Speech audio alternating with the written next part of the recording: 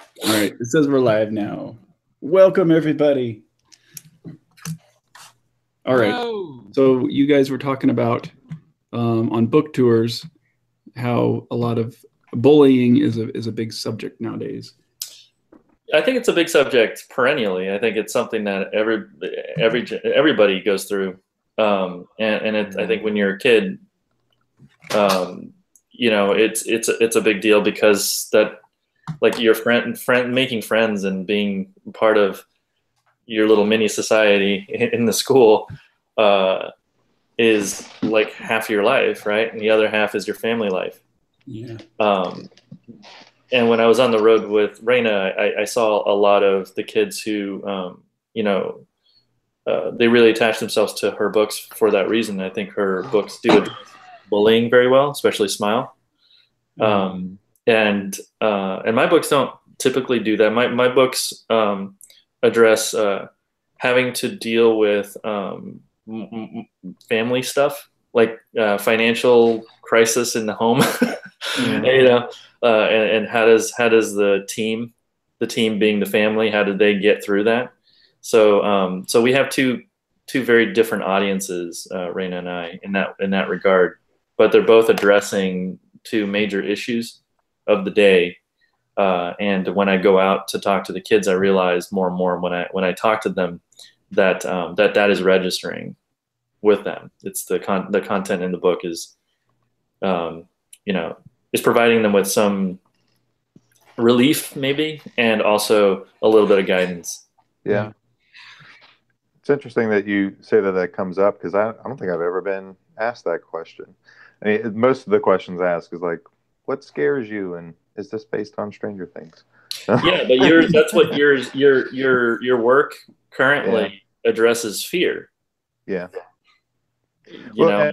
And I think something that, because in the first book, the character Derek is bullying Todd to some degree. It's very clear he doesn't like him.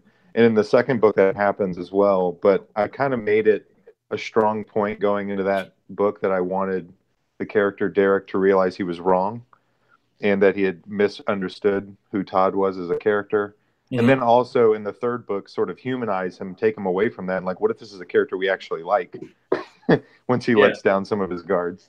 So I wonder if that even comes through at all. No, it does. It does. Horror is an excellent genre for discussing heavy duty social issues, sure. And I think that it's, that's all the great horror stories throughout history are essentially that. It's like a forum for discussing very difficult, social issues. Mm-hmm. Which is why Get Out is a perfect example of how horror can be used in a very constructive manner. Wes Craven's always been one of my favorite filmmakers for that reason. And if you go all the way back to Night of the Living Dead, it's very pointed social commentary. Everything George Romero did, has that. Mm-hmm.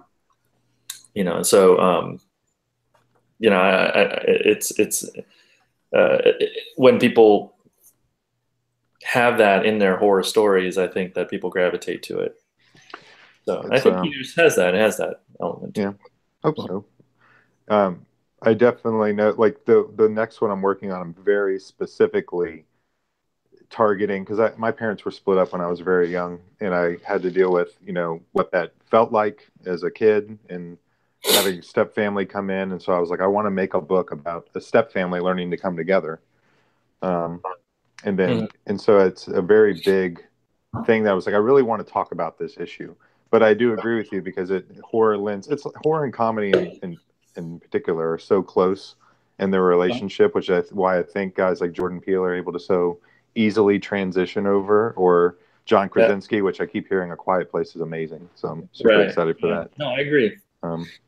I agree. Winding things up in tension and release. But yeah, it's interesting to hear that they bring that up with you, though. I think it makes total sense. But I'm surprised that I haven't ever been asked that question. Yeah, I mean, you're still just starting with all that, so Oh, sure, sure, you know, and I typically don't get asked those types of questions. Sometimes I get asked like what kind of car I drive, you know. My Super. favorite one is, how much money do you make? Yeah, no, Enough. I get make that. enough. I get that too. I never answer that. Yeah, it's always awkward. There's just like a moment, and the teachers are like, and I'm like, I make enough. I make enough. We do fine. Yeah, And then we move on. But, yeah, yeah. Often I'll talk about how it's, you know, when you're doing like any job, really. I don't think if you focus on just acquiring the resources, you're probably not going to do the job very well. So you're not going to get the resources. yeah. So it's better to just focus on being good at the job and see what the world brings to you, you know? And exactly. Yeah. That's a hard lesson to learn, though. Like, it is. I know I had many an email conversation with you where I'm like, yeah, I had a lot to learn from, way back, and just learning to focus on the work and just work to be as good at it as I can, Yeah. Yeah. I pay attention to a lot of you guys. I remember a lot of the conversations I've had with you and Jason and Daniel. I've listened to many of what he says and try to take as much knowledge as you guys have and go, okay, you guys have been where I want to go. What can I learn from you? So I always appreciate it when y'all are open and candid on that stuff. Yeah, it's good. It's good. The more the merrier. Mm-hmm. If there were enough causes in the world that making graphic novels, I'd quit and I could go do something else. And I'd be fine with that. I don't know. I'd want a new cause of graphic novels. So that'd be a problem. Yeah, well, maybe I don't want it. Like, I don't want to make them anymore. I'm all done with this. Stop. No, I love it. It's great. That's it's a an good option job. too. Good job. But I like all the jobs. Yeah. This one's hard though. I'm gonna have to say, like, making graphic novels has been. Mm-hmm. I think I like that about it. It's a challenge, but it's challenging, and in ways that I didn't expect. Like physically, I didn't realize how demanding it would be. Mm-hmm. Yeah, that's something that really doesn't get talked about enough. It's why I've been really pushing sports into the mix. Yeah. Into comics. I'm trying to get comics and sports together. Not just sports comics, but just I want comic artists to get outside and play a sport, because be an active individual. Yeah, you are going to cripple yourself doing this job if you're not fit. Right. And I used to like haul like really heavy boxes around and stuff in different jobs and stuff. I mean, like nothing compares to like having to sit at a desk for hours and hours on end trying to like push lines around, even though it seems like it wouldn't be debilitating, After every book, I have to like at least a week just to like physically recover from it. It takes more than that, maybe a month, until like my body's back to like just being able to do stuff normally. I do remember there was a stretch where, and it's all, I don't say this like a war, a happy thing. It just was the truth of it, and talking about how taxing it was, because I still, maintain a day job and do this. There was a stretch on book 2 towards the end where I started having dizzy spells. Yeah. And I thought something was seriously wrong. I was like, am I okay? Is something going wrong with me? And I just have to sit there. Come to find out, I was just exhausted, and it just took weeks of like just going, I've got to go to bed early. I need to get a decent amount of sleep. And then it just all went away. And it does stress. I think there's like this idea of this glory, almost like this glory of like the hardworking cartoonist who sleeps at his desk all the time. And I'm like, that's not healthy, you guys. Like, it's terrible. It's not fun. Not do that. No, it's bad. I will say also, people should get off the screens as much as they can. Like, this is why one of the reasons I think I'm able to go as long as I do. I draw mostly on paper, And you know, I saw that Jason was dealing with tension headaches, and he wasn't sure what was going on. And you know, I wasn't on the computer that much. Like I don't pencil on it. I don't ink on it. I only scan and adjust, and I'm in and out of there real quick. And I spend most of my time on paper, reading books and things like that. So down the final stretch on Amulet, I'm painting with Jason, and you know, I'm on this big Cintiq over here. You know, I have, you know, this Cintiq, and I'm just like spending just a full day on it. I started getting that tension headache that he was talking about. And I realized that it was just the light. You're staring at a light yeah, for hours. And so I don't think I could ever pencil on a Cintiq screen until the screens become reflective, and then maybe I'll consider it. You know, the screens are currently projecting at your eyes.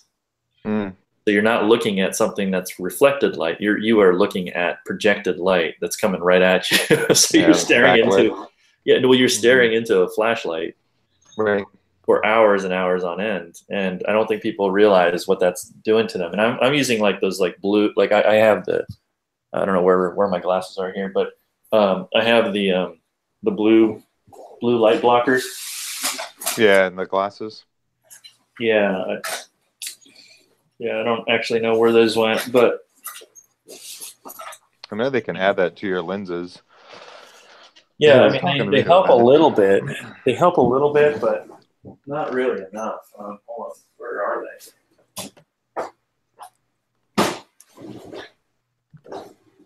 Well, I have them somewhere. Oh, well, they're right next to the screen. So yeah, I just wear these right over my glasses, like this. Oh, I didn't know you could buy it like that. That's cool. Yeah, Amy got these for like $10 on Amazon. Yeah, I have to get one. And what does the blue light blockers do? So they're yellow. They're kind of slightly yellow here. So they filter the blue light that's coming off the screen a little bit, so that you don't get so much of it in your eyes. But what's the blue light? I guess I've never. Yeah, I don't know. Well, I think that's part of what's causing the tension headaches. So Amy did the research, and she knows more. I would be lying to you if I told you I knew. She just told me wear them. She bought these for me, and she said, just wear these. And I was like, okay. So when I'm on the screen, I wear these, and still, even with these on, I still, like, after a while, I get headaches. I don't know the complete science behind it, Jason, but it's something about the blue light that comes out of the screen that causes more eye strain, and it's not a healthy thing to be staring at all day.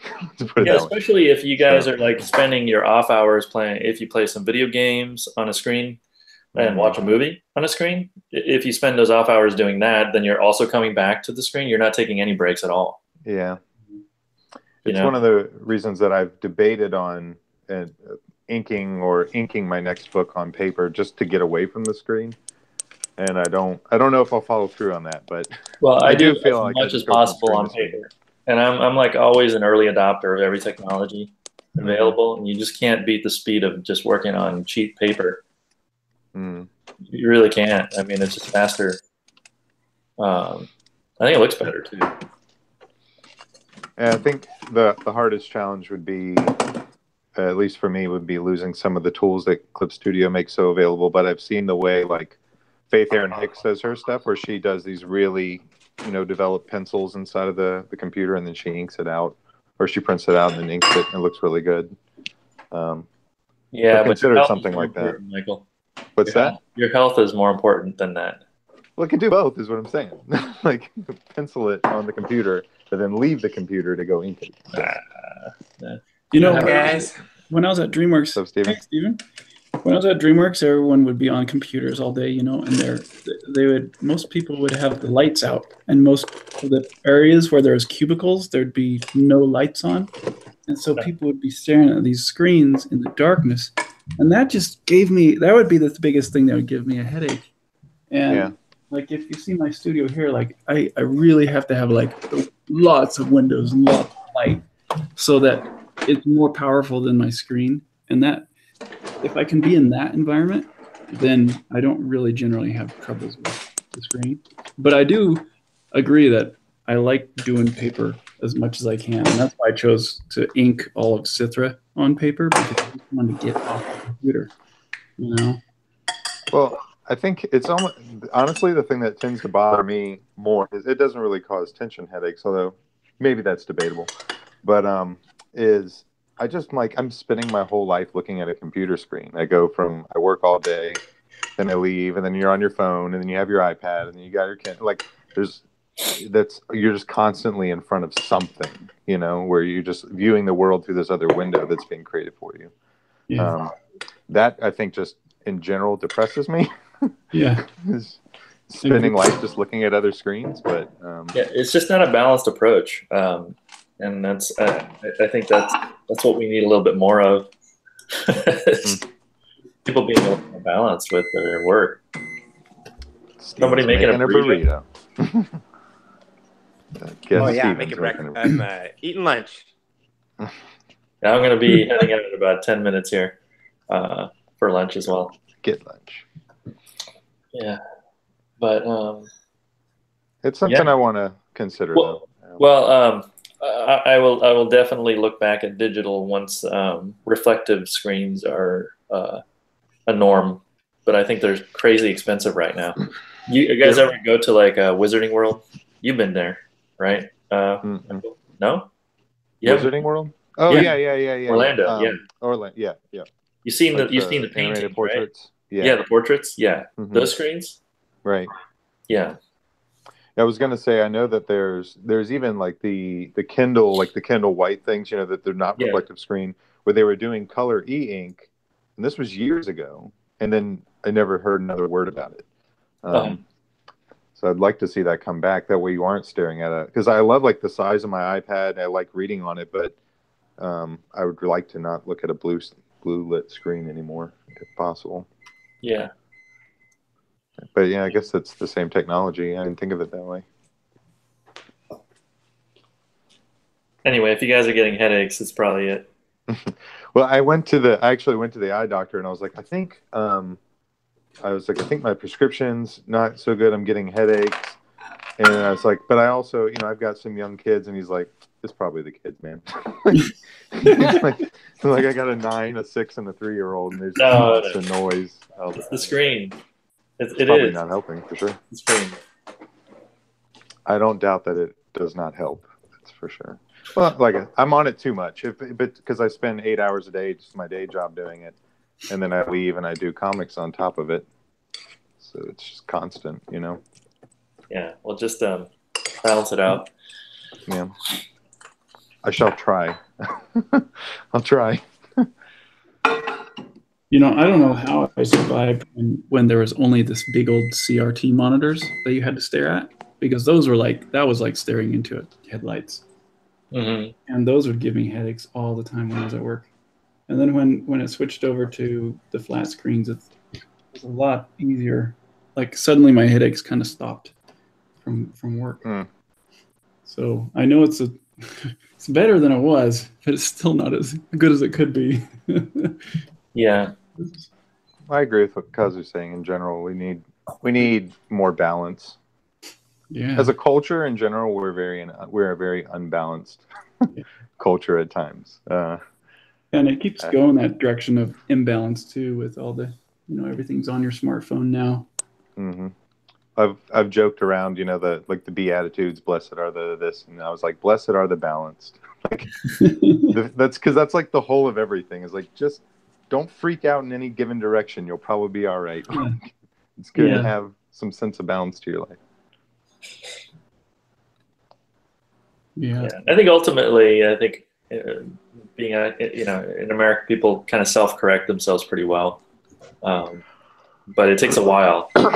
People procrastinate. They procrastinate with the things that they know they should be doing. Yeah. Wait till the last possible minute before everything blows up, and then when your health takes a hit or whatever. Back together. Huh? Yeah, just everything. That's true. I was gonna tell you, I know you're getting ready to leave. I had a bunch of kids excited. They were like, "When's the next Amulet book coming out?" I'm like, "September." When I was at the school I was at last week, because when I do my my presentation, I talk about just like how I got into comics, how I make them, and I bring up that I helped you, do some flatting and how much I learned on, helping you out with that. And so they're always like, "You do Amulet?" I'm like, "No, I don't." but then that usually launches into a whole series of questions, and where I get a lot of questions afterwards, like, when's the next one come out? How many more is he doing? So I'm advocating on your behalf. What's that? Maybe you should take that slide out of there so you're not answering. No, I appreciate it. I don't mind. It's no, it's good. It's good. It gives the kids context as far as like how these are big projects that require multiple artists. Well, I learned so much just watching you guys organize, like even just the Google spreadsheets that you guys run. It's such a cool organizational tool that I still use to this day on anything I'm working on, and just keeping track of who's doing what and where and when. Yeah, all credit on that one goes to my friend Gordon Luck, who was working on the app with us. He's now engineer at Twitter, but he pushed us onto the spreadsheets, and it was, made a huge difference. What happened to your app? I saw that the ebooks are it was looking really good, but it would just require a lot of extra effort to continue it, and then also to keep it alive. And we also didn't want to go to market basically competing with people who publish us. Yeah. So there were a number of issues, and so I decided that that, and I also that's when I got sick with meningitis, and then everybody was wondering what to do because I couldn't even remember anybody I knew. I couldn't even. I didn't have the ability to walk. I couldn't remember anybody. Couldn't remember who I was. That's crazy, man. What's that? When was that? In 2012, right before I did during the year I did the Harry Potter covers. When they told me that I had the job, I had no idea what they were talking about, actually. Oh gosh. Got an email and I had to ask Jason, like, what is this? I'm doing I got this job for the Harry Potter stuff. What is that? I had no idea. That had to be super surreal for him. Like, wait, what? Yeah, I think I saw his face. He was white. Like he just turned white right there, and I think he was really frightened. I imagine his boss couldn't remember this. Yeah. Because it's not some random obscure thing, right? It wasn't a good day. Yeah. He was like, "This is the job that you got for me to take over." Well, Jason submitted covers too, and so I was actually really rooting for him to get that job. That way, I could focus on Amulet. Yeah. At the end of the day, they asked me to do it, but Jason did help. That's cool. And for how long did you suffer from that condition? I still have it. It'll be forever, a forever thing. Oh, really? Yeah, I have to be much more disciplined about how I do my books now, because I just forget stuff. I'm very forgetful now. That's crazy, man. I have to write down lists. I have like notes and stuff. It's like memento all over the place.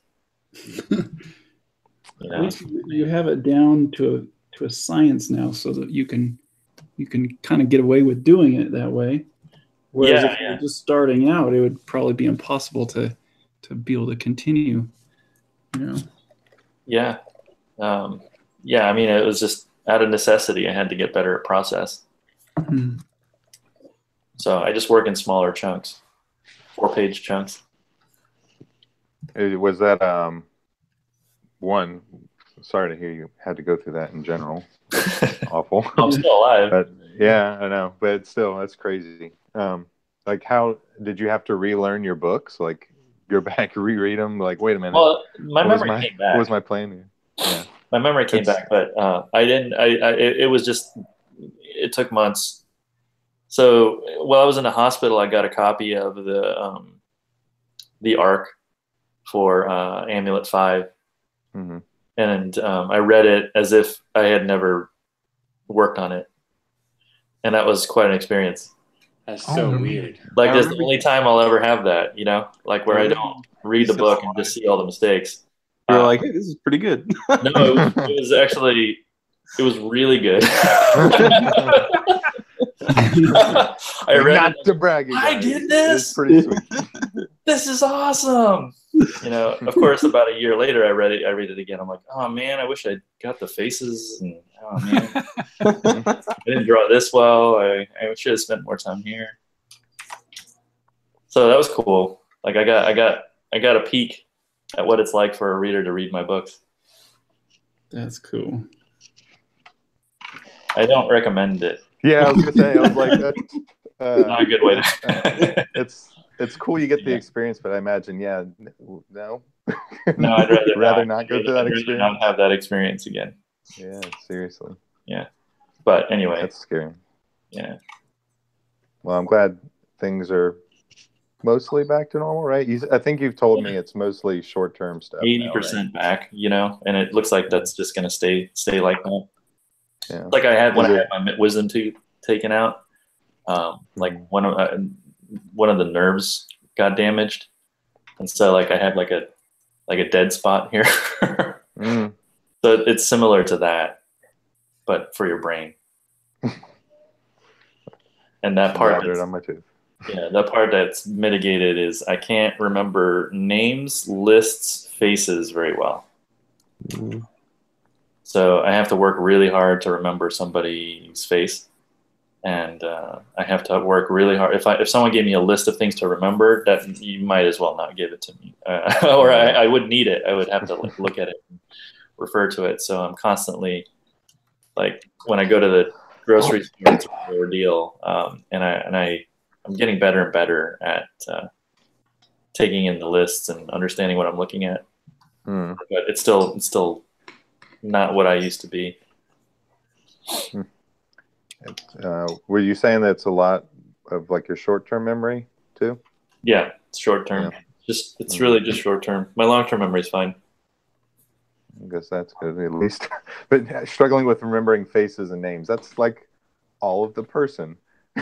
So yeah, that would be a challenge. So I kind of warn people when I go and travel, and I tell people I'm gonna forget you, and it's not. I can't help it. There's just I'm going to, and so it's yeah. Yeah, it's like I got old really fast. Well, do you? I'm glad it's getting better. Do you? I'm wondering. Have you made the experience that using storytelling to memorize stuff helps you? Well, like like you for something to memorize, you like come up with a short story about it. For example, the way I remember my pins for my smartphone, for example, is that I hold on, let me write this down. Go ahead. That I created a little story for the numbers to make sense. You know, a very simple example would be that the number can be a year or something like that, or something like that, and the most for me the most impressive example for myself was when I don't know, I have the feeling that I told that already at some point on some stream, but I was faced with the task to memorize the harmonic modes on a keyboard, on a piano. And I just couldn't wrap my head around that. I just couldn't make sense of the patterns of the scales on the piano keyboard and memorize them. And And without going too much into music theory, you basically have these 7 modes in which you can play among many other musical scales, but these are the most useful for classic Western music, the 7 modes. And every mode is a different collection of keys that you have to go through. And I just wasn't able to memorize these different scales until I came up with a story for the basic mode, which basically is the C major scale. And I memorized this story. I coded the intervals of the keys to a little 7-step story, and I was, without any problems, was able to memorize this story. And every mode, musical mode or harmonic mode, is just a variation of that story. So I have a 7-step story with 7 variations, and this level of complexity, I have no problem to memorize that. And this way I can, without any problem, memorize the harmonic modes, which is really fascinating for me, because it's just a different approach. And all at once, I was able to memorize something that I had no chance to memorize before that change of approach. And that's why I'm coming up with that in the context of what you told us, Kazu, that it might be possible, or I'm just interested if you maybe found it helpful to think in stories, or to use your storytelling affinity to help you overcome some stuff that you might experience from your condition. No. that sounds Nope. You just gotta build a mind palace for yourself there. Yeah, it's exactly that, right? It's like Sherlock does it with his it's memory palace, or mind, or what's it called? Yeah, I think it's Mind Palace. Yeah, Mind Palace, and it works actually. I remember that I was watching a game show where they played all these little games, and one of the games was oh man, I don't even know if this is a game that exists in English language. In German, it's like, I'm packing my suitcase. You say, I'm packing my suitcase and I pack a jacket, and then you say, I'm packing my suitcase and I'm packing a jacket and a hat, and you just repeat this sequence, and after every repetition you add 1 item, and the game is if you play it with different players, the game is who will miss or who will not be able to memorize the growing list of items. And I remember that I saw it on a game show one evening, and when I went to bed, I remembered that someone, one of the people from the game show, actually, he once described how he's tackling that specific task to memorize these things, and he's using this Mind Palace approach, where you you visualize your home, and you're entering your home through the front door, and then you put the items that you just came up for the game in specific places. And every time you add another item, you just go a step further into your place and put it in some spot that feels natural to you. So, and I was lying in bed that evening, and I tried to come to the point where I would not be able to memorize more items, but it actually didn't work. I fell asleep before I was up to, like, I don't know, 30, 40 items that I could memorize that way, just because I put them in this virtual representation of my home in some specific place, and I just could easily memorize the way that I went through the house, and also it was no problem to memorize what item I put in what place. That was the first time when I experienced that, and this is really fascinating, because normally I'm very, very yeah, I have a very hard time to memorize stuff and to keep up with things, and especially short-term stuff. And man, a lot of the stuff you just mentioned, like faces and lists and stuff, memorizing that sounds all familiar to me, having these problems. But with this little trick, like wrapping everything up in a story, it's really easy for me to memorize stuff. It's weird. People use similar process, and like if you put something to a song or an acronym, it's fairly common too. Yeah, exactly. Mm-hmm. Yeah, I found that the only thing that helps me is exercise. Yeah. You mean physical exercise? Just physical exercise. Yeah.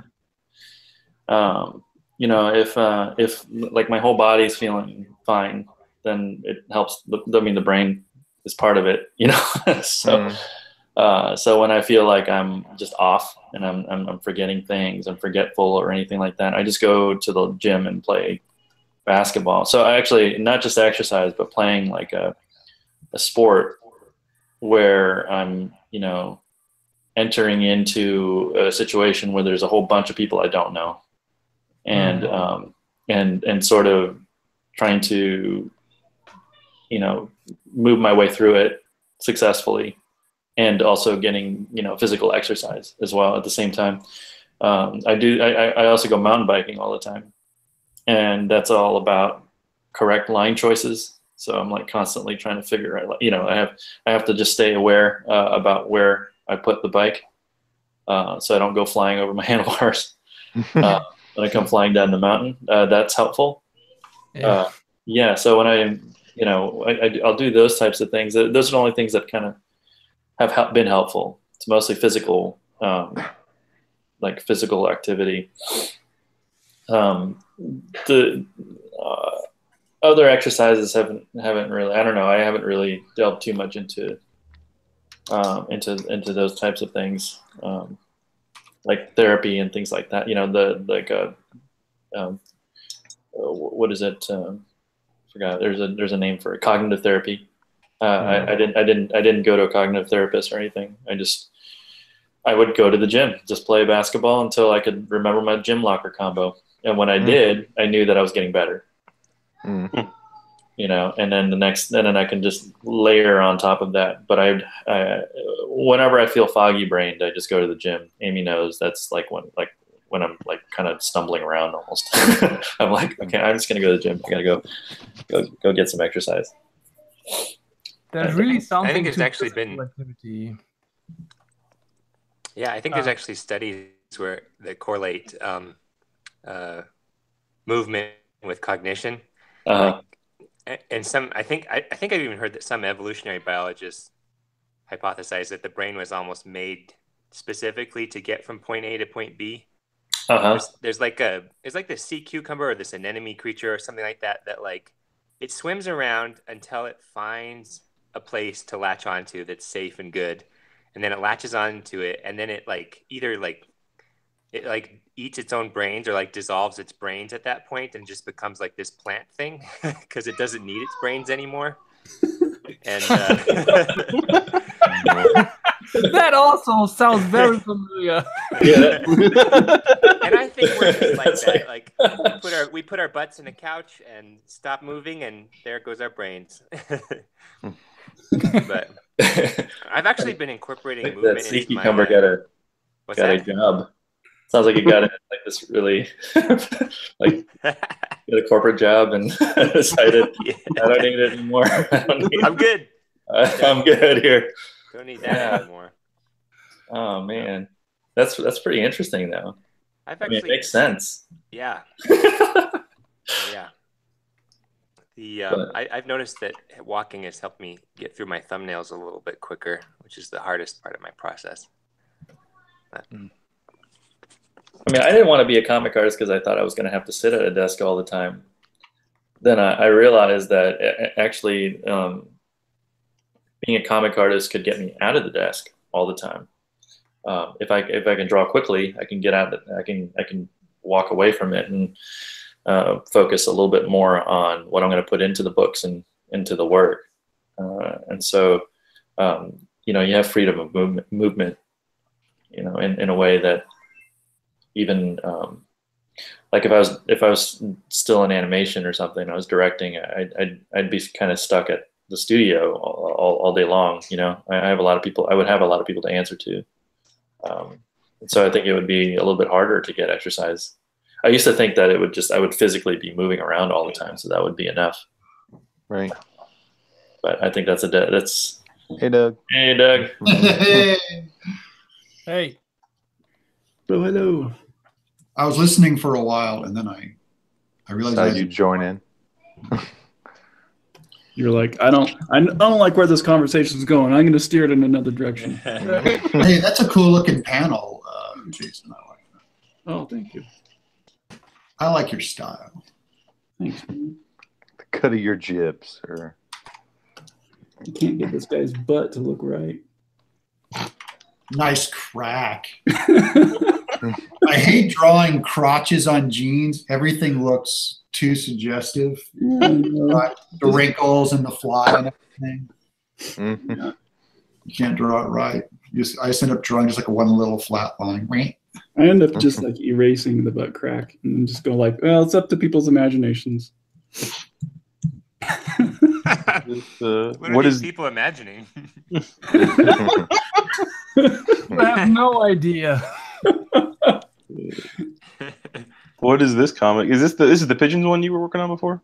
No, this is the one I'm working on for my teaching class. Oh, okay. The short story that I've kind of put off for years, and then this kind of was a motivation to do it.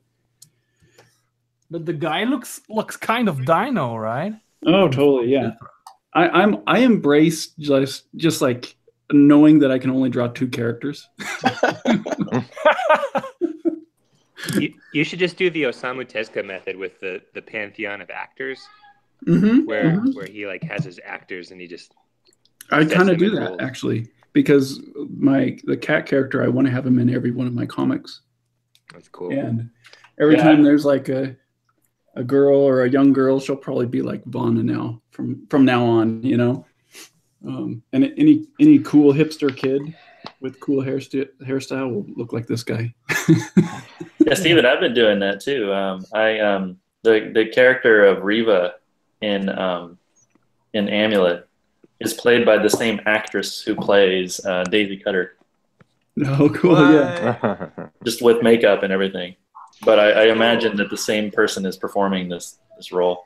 Yeah, and I feel like Naoki Urasawa, especially, he draws a lot of people who look very similar, especially the women. I feel like they're pretty much all the same. It's pretty rare. I wondered, I'm like, is that a style thing? He just chooses to make them look the same, or is that's the way he draws women and that's what he's gonna do? I don't know. Yeah, I feel like with his work, it's more attitude. Like all the people who are kind of villainous or mischievous have the same look, and then the people who are good have the same look. But you know what I'm talking about? You kind of already register it with their face. Like, are they? You can tell who's trouble and who's not. Because you don't want to make a villain just look like some rounded jolly guy, happy jolly guy, like in Home on the Range. Some big cowboy or something. It's just I like scrawny, mean-looking guys. Can you guys see my script from your screen? Yeah. Can. Okay, because all I see is it says you, and there's a little black box where it says you. Huh. No, we can totally read your script. I've been doing live broadcast writing sessions, which is like the most boring thing anyone can do on Facebook. They're like 2 hours long of me writing. I'm just talking out loud as I write this graphic novel script. Wait, you're live streaming yourself as you're writing your script on Facebook? Yeah. Not right now, but I'm saying earlier, like yesterday, I posted one, and I realized like I'd never seen. I'm trying to document stuff online that no one's ever documented, right? Yeah. So I did all my inking and all kinds of lettering pages and stuff, and all my watercolors. Well, I realized I've never seen someone actually write a script live, and that's, I get a lot of questions about my writing, right? So I said, okay, guys, I'm going to write today's chapter live. And I just started writing and talking out loud, going off my notes and stuff. And I realized, I felt like, I think I'm the first guy to ever do that, because I've never seen someone write, like in Final Draft, a script online. The funny thing is that you started doing that, and I literally had a thought this weekend where I was like, I wonder if I can ask Doug if I can get a sample of one of his scripts, because I've been interested in the way you write your graphic novels as screenplays, and so I was like, oh, I should ask him that. Then I saw your Facebook thing that you've done, that you were live streaming. I was like, oh well, now he's doing that. So, yeah, I just thought, think of even a hack writer, and I'm a hack writer. If I could watch some hack writer just bang something out in Final Draft, and he was talking out loud at all of his process, you'd learn so much. And this is for beginners. Like, it's more to give them permission to do it when they see how sloppy and haphazard my writing is. They'll go, oh, I can do that. So I wrote 17 pages yesterday. I printed it out, and I gave it to my son to read, and he read it, and he goes, it's really rushed and thin. Just destroyed me inside. Well, back to the old drawing board. Well, because without drawings, a comic book script is really thin. There's no visual. It's a little dialogue, a little description. All my scripts look really thin. It's not like someone's going to shoot a screenplay. It's not like a screenplay they're going to shoot. There is something to this immediate experience of workflow. I'm pretty fascinated by that lately. I first noticed that when a few weeks ago I watched a live stream, or it was the recording of a live stream by a music guy called Jacob Collier. I have no idea if you ever heard of him, but he sounds familiar. Yeah, he's pretty adept with the internet stuff, and he's doing jazz music, and he's doing reharmonizations. Where he has a 10-second video that someone provided with a song or something, and he harmonizes it with basically taking dozens or hundreds of takes of his own voice and mixing them to a cappella arrangement. And this live stream was of him doing this thing, taking a 10-second sound file and harmonizing it. It went over 3 hours. This sound file was repeated like 4,000 times during this process, because he always scrubs through it, goes 10 seconds, 2 seconds back, plays again, 2 seconds back, play again, and making small adjustments. It was actually hypnotizing at some point. My wife actually said it was super annoying, but I kind of was able to get over that, and it came into this hypnotized feeling. But what I realized is that I learned from this session so much, which I would never be able to learn from one of those super carefully fashioned tutorial videos, that exist. There is something to not having something prepared for you to learn it, but to just watch someone doing the actual process, no matter how tedious and how elaborate it is, you get a real feeling for what you actually have to do to make these things happen. You see a lot of those time-lapse videos on YouTube of people doing digital painting and stuff. You see a lot of edited stuff with narration and everything. But there's something special to just watching someone working on a piece of art for hours and hours, and that way realizing how much work it actually is to do something like that. But even because even those time-lapse videos, even if they say to you that they are 4 times or 5 times accelerated, you kind of get the feeling that you need to make a painting in like half an hour or an hour or something like that. Oh, for sure.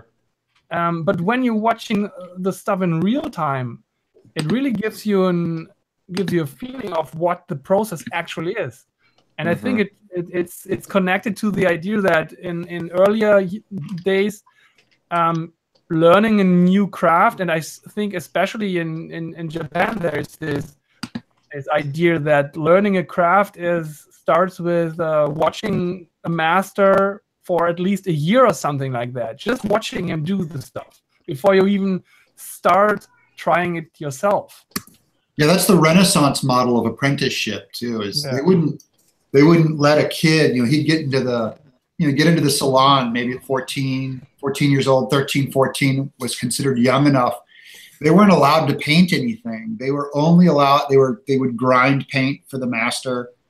They would grind paint, they would clean up the studio, work on sketches. Then they would only copy the master. Like they were only allowed to do what he did in drawing first and limited colors. That's how all those schools worked. All those Renaissance schools worked.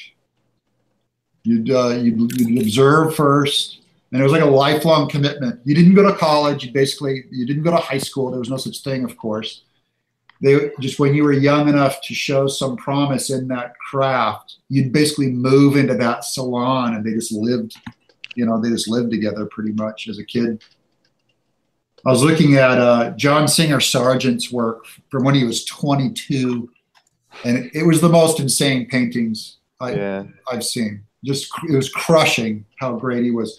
Like portraits of children sitting on a bed, and their little plump fingers. You can see the creases in the fingers, and they didn't have photography, so he couldn't have used photos. Like imagine having a kid hold still for a master painter. And so by the time he was 22, he was already in peak form. It was just, he started young. They went over to these salons and he just lived there and do it. I've read multiple biographies on him, and it's just, his life in general is just super fascinating. His apprenticeship and like the whole feud that started between him and his original teacher. Yeah. I don't know if it's a feud exactly, but it was just a very clear, like, sort of moment where he's just like, yeah, it was like very known, like, I'm better than you now. And he was. All this drama. He was. That's all. I don't need to learn anymore here. No. And the whole Madame X scandal is pretty fascinating. How all that played out. It's really cool. He's one of my favorites. So I was in New York City for the first time maybe 12 years ago. It was right after I got married. And I think I've told this story before elsewhere, but so Sargent's my favorite painter ever. I think he's the best. Yeah, me too. And I went to the Met for the first time, and I was so excited because they have like a whole wing dedicated to him. And I was so excited because like Madame X is not my favorite painting of his, but I understand the history of it. And so I was excited to see it. And I turned the corner, and it was on loan in Boston, and I was so mad. I was like, are you kidding me? It's on loan in Boston. Well, I went to the Louvre last year with the family, and it's shocking. The rooms and rooms of masterpieces. I almost started crying, and I left, I'll never call myself an artist again. When I reached the level of one of those thousands of guys they have on display, these carved marble, and I found one lone room with a Sargent in it, and I just stood there slobbering, and no one else was looking at it. I'm going like, honey, right? So Angie, they have a Sargent here. I'm like, no one's looking at it. And you go over to the Mona Lisa, and there's like 8,000 people in front of it. And then right around the corner is this Leonardo, masterpiece that's better than the Mona Lisa, and no one's looking at it. He's just another name. In that place. It was really, it was humbling to see thousands of incredible artists, and I learned something because they're all anonymous. I mean, they sign their work, but we haven't heard of them. And in case you're thinking, this is going to be for history. This is going to stand out. which is my goal, is that I want to make something that stands the test of time.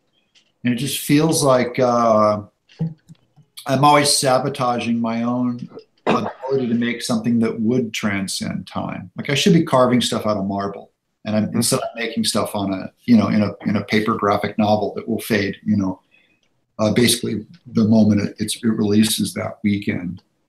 And I just go, I wonder who will read this story, you know, after we're gone. Is there anything worth reading in this? Because we read Moby Dick, and we read, you know, Flannery O'Connor, and we read To Kill a Mockingbird, and I go, will any of this kind of pop junk I make about robots and insect monsters, you know, even survive beyond my life? It's like it's almost, it just grinds up and spits out. I don't mean to drag you guys down, but when I went through the Louvre, I go through the Louvre, and I'm like really introspective over here. I call myself an artist, and shoot, these guys are artists.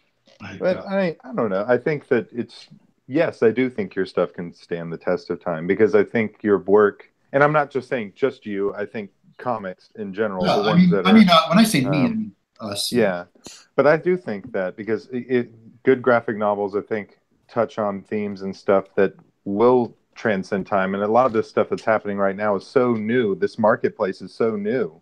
Yeah, it's hard to see what it'll look like 50 years from now. But I do think that classics will sort of emerge. Like, it's hard for me to say that 50 years from now, people won't still be poring over Bone. People will still be poring over Bone 50 years from now. Right. It'll be worth looking at. Even if they don't pour over it, it'll be worth looking. We know they should be. Yeah.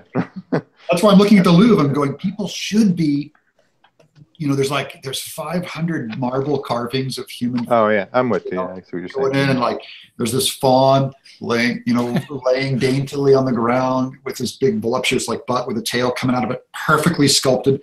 The butt looks like it was made by scientists, like it was carved by a machine, 500 years ago, and it just looks like it's just made of cream or something. And I just go, I never heard of this guy. Like the hair is rendered, carved out of marble. Did you see that thing I posted on Facebook with like the net carved? Yes. Oh my god. Yes. It was draped over a guy, and it was net carved in marble. It looked exactly like it was woven in rope. Yeah, it's insane. Like he had to carve in between each little square to get in deep even. That was insane. So we talked about abstract art a few weeks ago, and in general I'm not a huge fan, but I have to say though, seeing seeing a Jackson Pollock, like one of his splatter paintings in person, was a pretty amazing experience, because like when you see him in the text, I thought it was, when you see him in the book, they're just these little things. No, I'm not a huge fan of him, but seeing like that those things are like the length of a wall. Yeah. And it just gave me a totally different appreciation for it than I had looking at a history textbook. And all that abstract stuff, and because I studied a lot of color field paintings in college. There's these huge, Neiman and Rothko and all those guys. There'd just be a giant wall of a painting the size of a wall, and their goal is to elicit an emotional response from you, is what the subject matter is about. Mm-hmm. And you do feel something when you look at it. I just go, it's kind of easy just to make a giant CAD red square. Come on. Well, sure. I don't think I ever had an idea for how big they actually were. Because when you're looking at a history book, they're just these little. I know, Michael, in the Louvre, they had like a 25-foot by 25-foot fully rendered painting of a crowd of people. I'm just going, I walk into a room and I'm like, shit. And I get right up close to it, right? And you can see the brush strokes, up close, it looks like nothing. Then you sit back in the room, it's like a football field the size of this room to hold this painting. And my jaw just drops open. I'm going, it's not that I don't respect, a color field, but the amount of work and thought that went into that 25-footer. And I'd always run right up and look at the name and go, have I heard of this guy? Have I heard of this guy? I never heard of this guy. Like, yeah. He's anonymous in the Louvre, and he did this 25-foot masterpiece. Are any of you guys haunting? Are any of you guys fans of Everett Raymond Kinsler, or heard of him before? Yeah. Yeah, I love Kinsler. Yeah. He's hey, Michael, I'm gonna duck out of here. I gotta get food. Okay. So, all right, man. You hung out longer than you said you were. I'll be You, back. Kazu. See ya. Bye. See you guys. See you, man. Bye. Cool thing about Kinsler is he comes up in a lot of the same sort of. For those of you who don't know, I know Josh knows him, but he comes up out of the comic book industry. Like he was an illustrator and comic book artist, but he also studied underneath the same teachers who were learning from like Sargent and stuff like that. A really cool like modern painter to look at if you're not familiar with his work. He primarily focuses on portraiture, but super talented. One of those guys who feels like, one of the last of that sort of era, I guess, that we get to enjoy, who's still alive. But when I was in New York for that same visit, they were doing the guy lived in New York City, and he had never had a showing of his work in New York City before. And just turned out that I was actually there while they were doing it. So we're going in, there's like portraits of like Katharine Hepburn and, John Wayne and stuff that he's done, like all in this kind of fairly small space, actually. And it was pretty amazing. That's back from my days when I actually wanted to be a portrait painter. That's what I wanted to do coming out of college, was paint portraits, and eventually somehow stumbled back into comics. Well, Pyle and Wyeth are other kind of illustrator guys like Kunstler that I like. They can just paint anything. They kind of look like the pulpy book covers. Mm-hmm. I hope to. I don't know. I just. I guess because I was raised, as an artist, I always saw. I always felt like an artist, right? I have that feeling in me of being an artist. And then I kind of feel like I'm just getting by on just the word artist. And I go like, what gives me the right to be called an artist? Because I know a lot of hack guys too. All those. I studied a lot of modern artists in the mid '80s was my thing. Because I started as a fine artist in college, painter. And I studied Basquiat and Warhol and all those guys. And Kenny Scharf was a cartoonist artist. And I was doing a lot of cartoony paintings.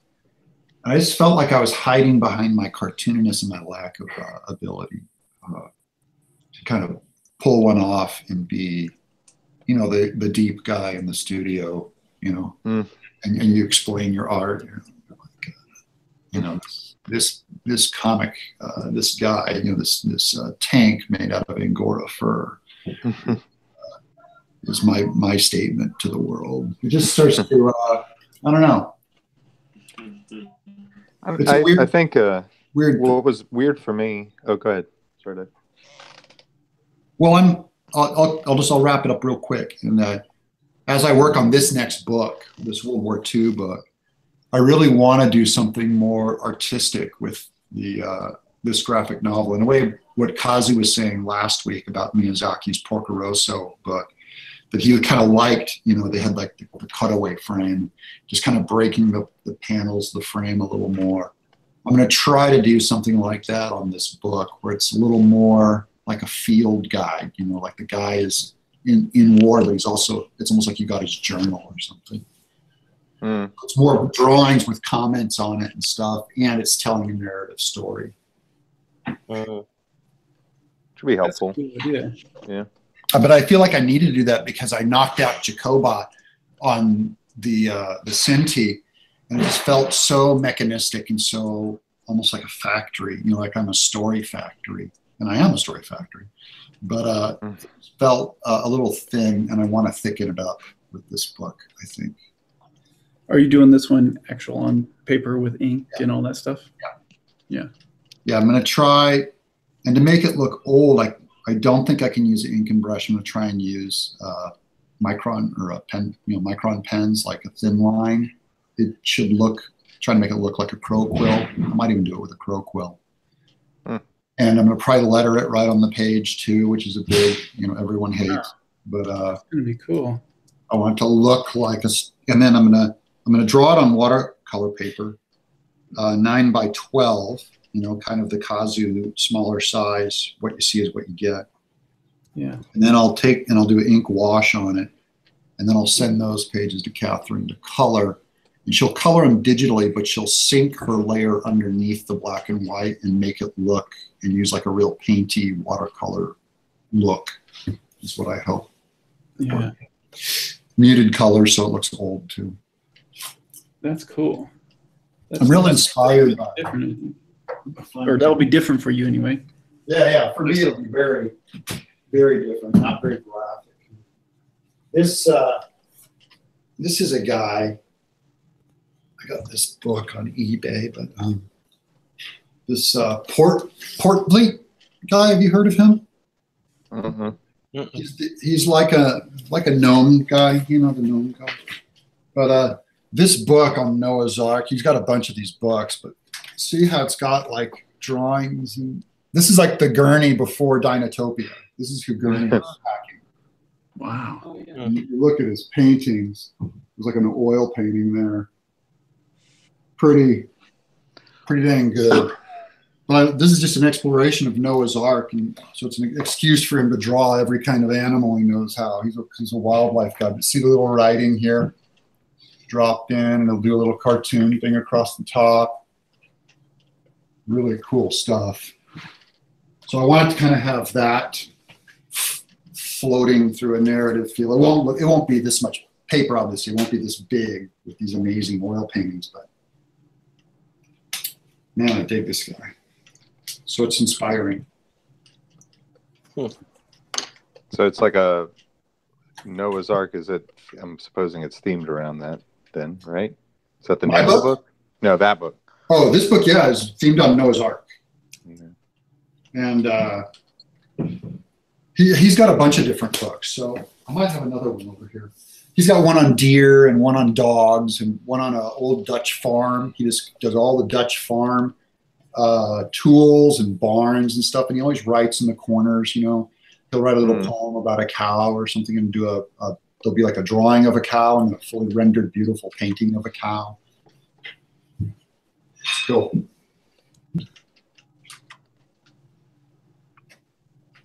Oh, here's one. This is his book on horses. These came out like in the 70s. They're very 70s feeling, but this is his book on horses. So they're all these huge, oversized things. And he'll do like different writers, and there he is writing in the corner again. Just kind of an exploration of all the equipment, guy getting dressed.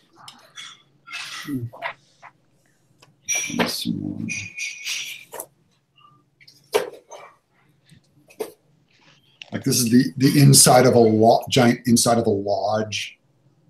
All these deer heads and stuff in there. Thanks. Cool.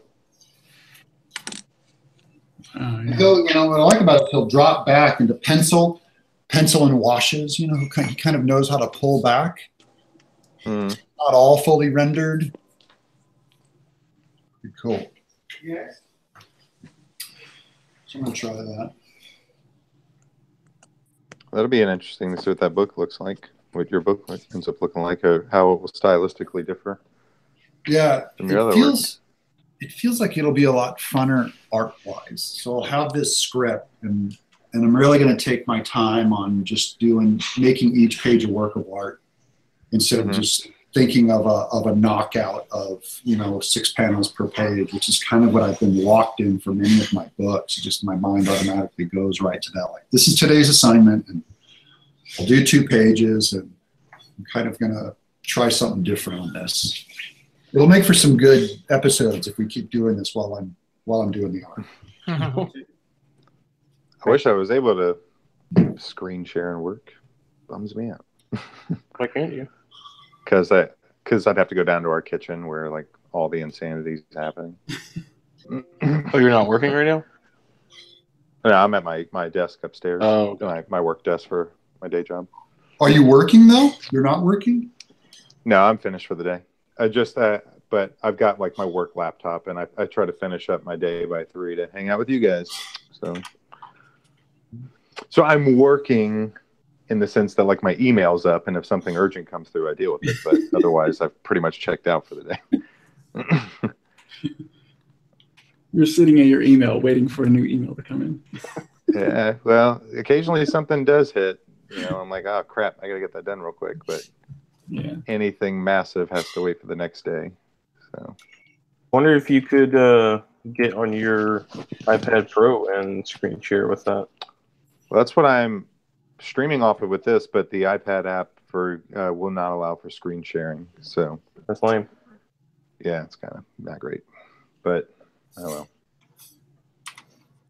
well. I've been spending a lot of time rethinking my style for this book that I'm working on, because I'm trying to come up with something. I've been thinking, like, what makes, and this may feel like a presumptuous thing to think about, but I want to think about it. Like, what makes, like, so they've got a few artists right here that I think immediately I can think of. So Doug, like, I think your art style is very distinguishable. I can see it from a distance. I'm like, that's Doug. Same thing with, basically all you guys. Like, I think all of you have a style that uniquely looks like you. And if I see it, I see it. I don't know that I feel that way about my own art, that if someone saw it, they're like, oh yeah, that's Michael. And so I've been trying to think of, like, what is it that I can bring, or, interests that I have that I can bring that or distinguish me from other artists. And been spending a lot of time trying out different tools and combinations. Right now I'm landing somewhere on the idea of kind of watercolor backgrounds with cell shaded character color. Like kind of a very animation. Yeah. Like choosing like points of emphasis within the panel that I'll color in a more solid form, but then the background elements that are static, paint them in a watercolor format.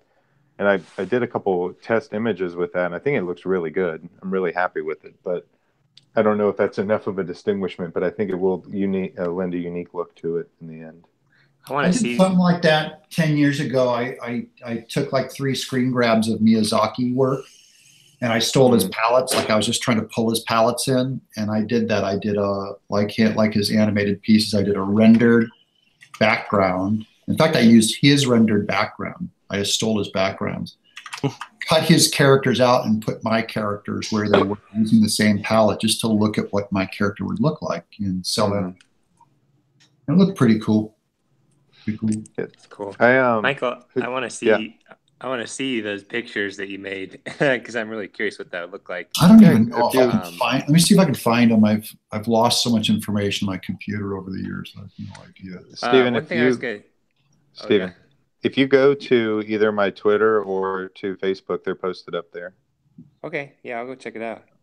Yeah. One thing I was going to say is, as far as style goes, something that I accidentally did was, I think that if you think more about how can I constrain myself rather than what should I do, you might find something unique. Because I didn't do this on purpose again, and maybe that's just the way it happens. Like, I don't think any of us consciously make a style, or a unique style. But what I started doing is, like, I was drawing brick by brick, and I only allowed myself 5 colors, and I made that super, like, messy brush on Manga Studio, which forced me to, like, not be very precise. Whoa. But then when I made Space Boy, I used that exact thing where I was like, oh, here's my palette and here's my thing, and suddenly those constraints turned into my style, I think, where it was just like, it used to be my constraint that hindered me, but then I was like, oh wait, since I simplified the problem of, like, oh, if I only have 5 colors, like, what's possible, suddenly I was able to understand how to use those tools better. And I think maybe thinking about like what could you make if you weren't allowing yourself to do certain things that you have, come to rely on, like, how could you make something that, if you weren't allowed to rely on tools that most cartoonists use, maybe something cool might come out of that. Here's a guy. I don't know if you guys can see that. Oh, nice. You can see the Nazca background there. Nazca, yeah. Oh, yeah. And this is using the palette. That's cool. Let me see if I can find. There should be another one in here. Here's one. Oh, this one's fun. You see that? Yeah. I cut out. This is his background, and I put my guys. It looks like some 80s cartoon that, like, I never got to, that I would be totally interested in. That's because Miyazaki's using 80s cartoon. Right.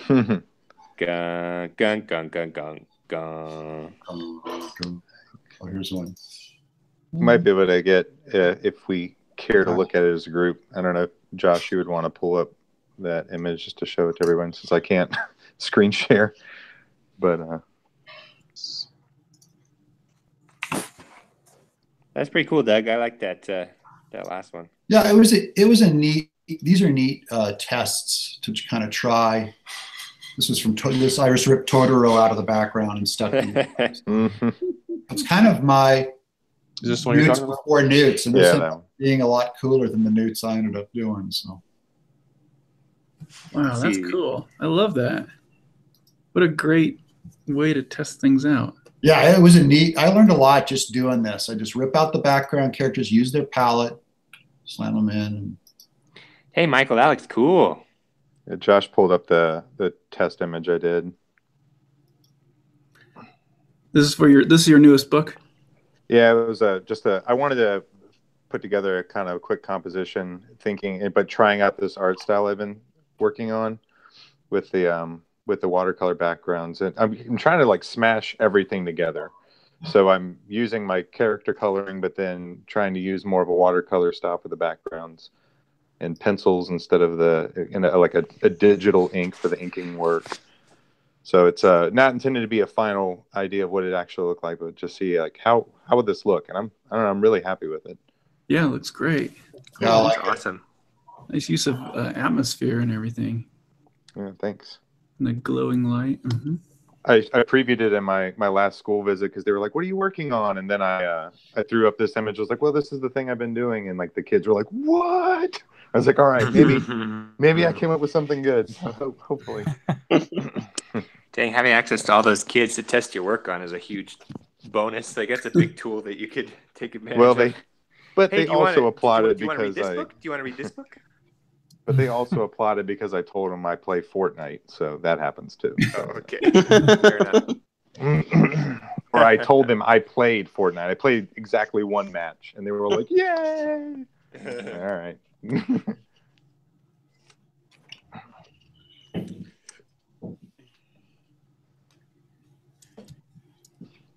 But that is pretty cool. That it has to give you a different perspective on your work, I imagine.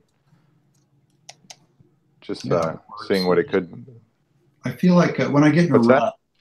a rut, I just find other artists I really like a lot and just copy them as close as I can. You know, kind of. If I find myself drawing the face the same way over and over again, which is often what I'll do, I'll fall into a formula. Like after a book, I'll kind of cleanse my palette by just drawing, like say every character from Andy Cap or every character from Mulan or something else. Andy Cap. Yeah, just it'll be any comic or anything that has a consistent style that I think I can steal something from. Not Andy Cap, Little Abner is what I'm thinking of. Okay. Yeah, that is a choice. You know how like when you draw like Mort Drucker or Jack Davis, they draw their feet a certain way, and you can see like Kyle Baker draws his feet like Jack Davis. You can tell like people are picking up kind of the shorthand of other great comic artists. Or think of how many people knock off Mike Mignola. And they do great. I mean, they look great by mix, because it's a mix of their style with Mike. No one can ever do Mike, but you can tell they're doing that high threshold angular thing. Or Wrightson. People used to always copy Bernie Wrightson, So it's kind of cool it forces me, it pushes me in a direction I wouldn't normally go in if I just keep drawing my own stuff.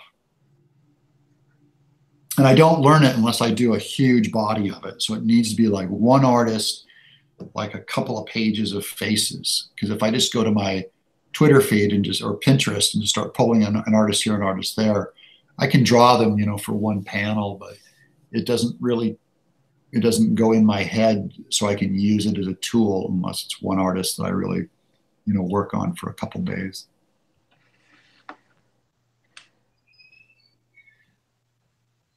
Hey, Doug, earlier you said that you were raised as an artist. Yeah. Explain what you mean by that. Yeah, I don't mean my parents wanted me to be an artist. They did not, but everyone knew I was an artist. They knew I was an artist, and I knew I was an artist. So Yeah. when I say I was raised an artist, I mean my earliest thought was I draw. Was my earliest thought, and I would draw, and that's seared deep in me as part of my identity. But after a while, artist just becomes a word. You know, the word means something different to each of us when we consider ourselves an artist. And I bring contrast to that word by looking at other, artists. And I always consider the great history of art going, what was that guy thinking when he went to, the painting school in Belgium or something and came out, doing this style? When Michelangelo was a contemporary of Leonardo, they're discovering it right there. They didn't know that they'd be sticking out for all of history to see 300 years, 500 years later. Yeah. Or the Beatles, they're not writing music going, in 50 years, we'll be known as the Beatles. Yeah. It's weird. That's what I mean. This is curious. So as a kid, artist meant one thing. It just meant that I drew all day and I copied Disney, animation drawings. And of course, what it means now, it actually feels like the definition of artist gets farther and farther away from me the older I get. It's like I'm going, I can't hit that beauty that I'm always chasing beauty. Beauty drives me mad because I'm trying to make something beautiful. And beautiful is so, it's difficult to find, especially for our generation, because we're surrounded by so much ugliness and rewarded for grotesque. You hear people talk about the beauty and the grotesque and the beauty and things like that. These are terms that would never get mixed hundreds of years ago when they were all kind of aiming for this ideal in the Dark Ages and through the Renaissance and through the Romantic period. And then modernism came in the early 1900s, and suddenly you have guys like Jackson Pollock hanging in a museum right next to a Bouguereau, which to me is a crime. So now it's kind of anything goes-ism. And I love the freedom of anything goes-ism because we're allowed to do anything we want. I get that. I don't want anyone telling me, or especially not culture dictating what I do. Yeah. But if you look at what we all do, we are all well within the brackets of culture. So it's as if someone told us what to do without telling us what to do. Yeah. Like, you will do these panels, you will do this art style. And I see it change even in animation. Like before Simpsons came along, there was a real artistry to the drawn line of animators. And Simpsons came along and actually ripped the animation principles out of the work. And further, with South Park and Family Guy, and then along came Adventure Time with the Noodle Arm and stuff like that. And now you don't see like even a level of animation that Hanna-Barbera was doing 30 years ago with the Flintstones. It's not. We're deconstructing the skill-based art, and now, in a way, you really could pull off a graphic novel today, and it could be your first 6 months of drawing, and you could probably get something published. Because people will publish stuff that looks like children's art or beginner art. Yeah. It's just kind of a weird... that was my biggest complaint when I was doing freelance working in motion design studios, is I kept getting asked to draw like I was a high school student. It was over and over again. This is too polished. You got to make it look like you don't know how to draw. Yeah. I'm like, okay. And so some situations I would draw with my left hand instead of my right hand, and they'd be like, yeah, that's it. That's painful. It was just hard to just be like, yes, I need to be bad at drawing so that I can be good. Yeah. Now when we see well-drawn animation, you look at it and you go, oh, that's children's art. I remember those Disney, that animation style. That's children. And then when you see something drawn real bad and chunky, you go, oh, that's for adults. That's editorial. Like they're editorializing stuff. So I've pitched stuff. I don't know if I told you guys this. I think I told the story before, but I've pitched stuff to Fox where I drew bad on purpose, and they got way more of a response than when I was drawing stuff that looked like, Emperor's New Groove, polished, well-designed characters and stuff. I draw it just real as bad as I could. Well, Doug, do you want to talk about art that lasts hundreds of years? Some of those Tom and Jerry, exquisitely animated Tom and Jerry cartoons, which I felt like had a really high level of animation. Those stand up. They don't feel like they were made some 70 or 80 years ago. Yeah. Yeah, they stand up, but they are they're one generation away from being completely forgotten, is what I'm saying. Like a kid today, ask them if they know South Park, and even that's kind of an outdated reference because even that's already on its way out. So I'm just saying, as far as what's going to remain in the annals of pop culture and remembered, I don't know. How likely do you? I think it's almost a question of, and I could be super wrong, but I think there's just so much content coming out, period, now, that Sure. for something to truly kind of withstand the test of time, it's got to really strike the right chord. Sure. But I think those things will still stick around. But I'm to your point. I don't know to what degree, but it's like you look at something like Dickens or Tolkien, and obviously they're great, but they were also prevalent, I think, in a culture that it was much scarcer. Where now, you probably who knows how many books came out this past Tuesday. It's compared to what probably came out to them in the entire year. Yeah, well, Tolkien, yeah, for sure. Dickens too. Dickens was one of the first guys to do a novel, like the actual concept of a novel. Serialized novel. Right. Yeah. I think that whole format they wrote in was much different back then too.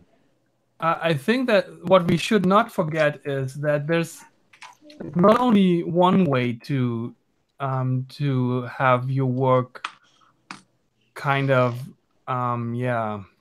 stand the test of time. I mean, it's very very much possible that or to put it differently, I think a very good example of what I wanted to say is H.P. Lovecraft, because a lot of people don't actually know him, but his work has such a big influence on everything horror and science fiction today, and that's a way how his perception of things travels through the centuries, not necessarily by his own art being super recognized by everyone, but by his art having influenced the general culture among artists, and that way, living on in the DNA of our artistic language.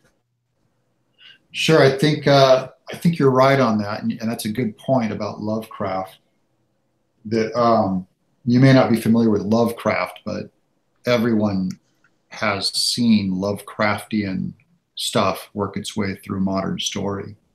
Yeah. But I'm thinking even Lovecraft would be considered a classic by my standards today, in that if Lovecraft came out today, we wouldn't know him, or Mary Shelley's Frankenstein. That I'm wondering if I look at the last 100 years where we've never made more media, and it's almost made to be forgotten or only work for this week kind of thing.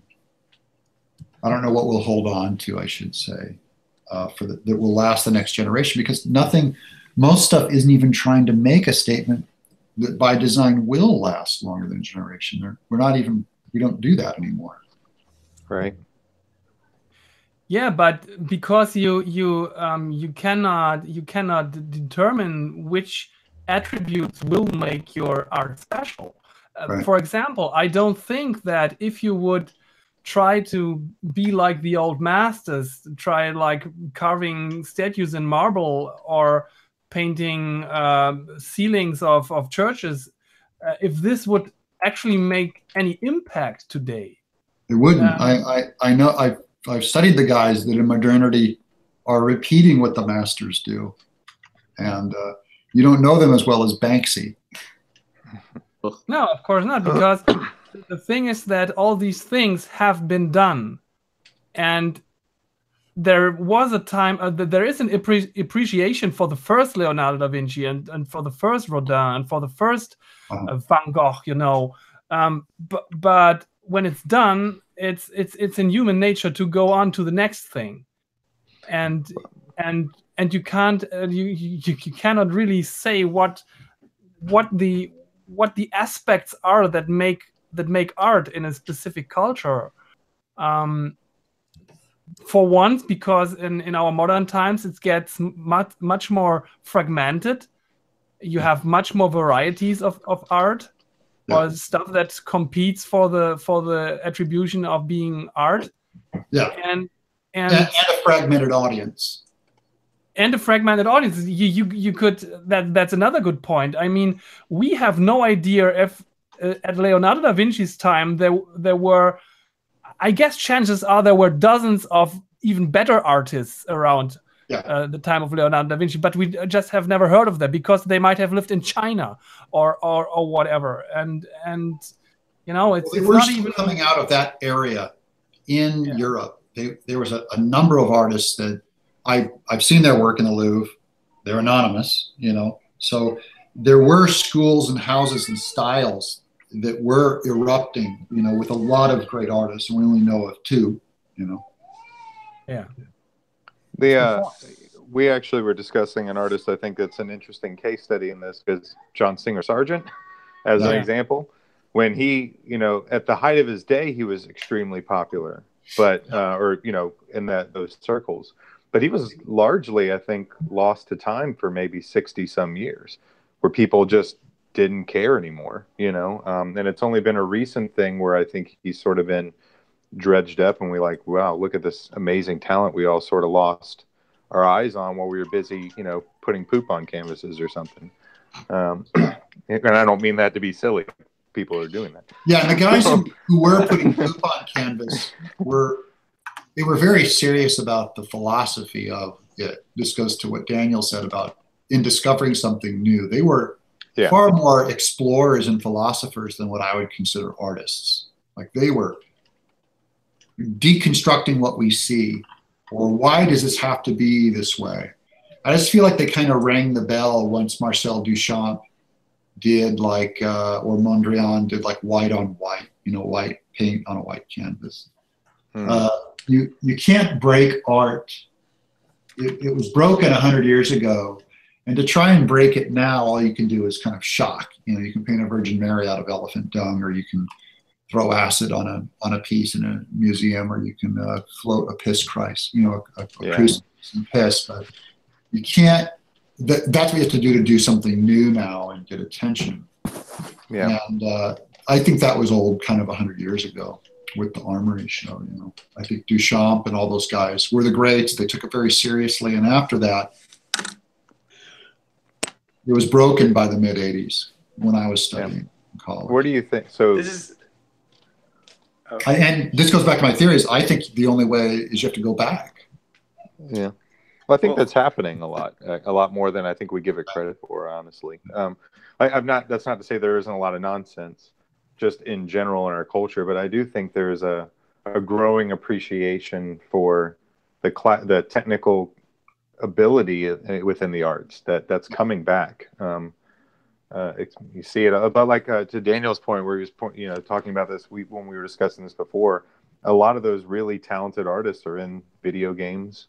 They're working on IPs rather than, you know, amazing paintings that are going to go in museums somewhere necessarily. But there are some really great traditional painters that are out there as well. So I think it's happening, but it's maybe just not as, you know, doesn't tip the boat as much as other stuff does. And again, the thing is, I don't even know how many quote unquote normal people even know about a John Singer Sargent. All I know is that every artist out there knows him, and he is surely to be one of the favorite artists of just every artist I know.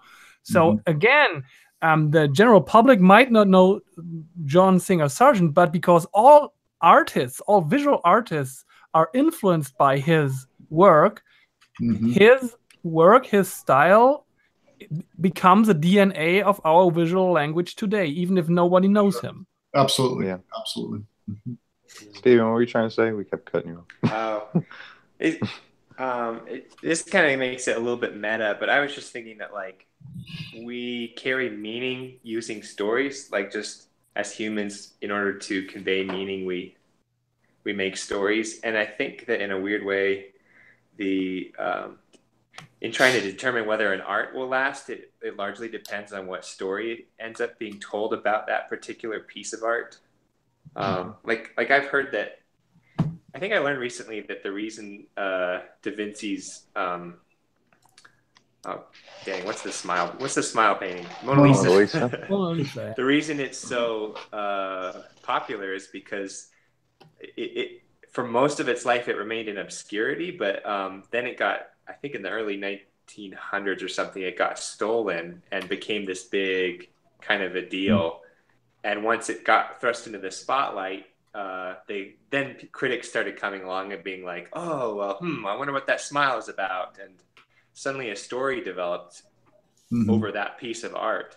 And so I think in a weird way, like a lot of it has to do with what story is going to be told about that piece of art is going to affect its longevity. But that's just me being meta. So what you're saying is we need an Ocean 11, like all of Doug's books from bookstores. Yeah. And then he'll like That's the last time we all heard from Steve. Yeah, it's weird because we only know about Sargent because someone told us about him, right? Or the Beatles, someone told us about him, or trying to think of who else I'm thinking of. Say Pollock. You know, if I wasn't educated to respect Pollock, I'd walk right past that. Or Warhol, the soup cans. You'd walk right by him, and because we've been told that Mona Lisa is important, she becomes important. And there's crowds of people in the Louvre. You know, there's like hundreds of people. Sargent is empty over in the next room, and there's just people crowded around the Mona Lisa. We don't understand why we like her or why we don't. We've been told she's important. That's why we're there. There's the Da Vinci in the next room is just totally unnoticed because we haven't been told. That's what's important. And I just think I watched a documentary this week. Have you guys seen Exit Through the Gift Shop about Banksy and all that? It really is great. But even in that movie, they're going like, this French documentary, and he's going to document this great new street art as it is formed. He's filming all these guys spray painting walls and stuff like that. In 1985, I would go to museums and we would see Basquiat he would do graffiti art on the wall and cut out, the wall, and they would hang it in the gallery. And these guys are talking about like they're the first ones, like they're documented. They didn't even know about what happened just 30 years ago. Like they were ignorant that they were it had been done way before that graffiti art style. I was laughing during a lot of that movie. It's a great movie. Yeah, it was pretty. And I'm not a big Banksy fan either, but I did appreciate the movie. I just love the art scene. I judge it and I hate it, but I also think it's fun. All the guys that, the painter, when he does his big show opening, it is a big show. And when I put on my shows, it was always a big show. You wear sunglasses indoors and you wear some suit that identifies you, and you have this statement, and people come and ask you questions about, what does this mean? And you give them your talk on what it means. I kind of love that scene. I think it's cool. And to watch graffiti artists taken seriously, that's not new, but it's kind of where we're at. And these guys literally make art that only lasts a weekend, because someone will come and paint over their vandalism. And so that's why they wanted to start documenting it on video, because they realized like that might be the only way people end up seeing it, is if you video. So videotaping it became part of the art style and presentation. Mm. It's all about the stories. That's it. That's the key. Yeah. You have to, if there's a story around something, you will memorize it. Isn't it funny how it just ties in to the anecdote about me memorizing the harmonic modes?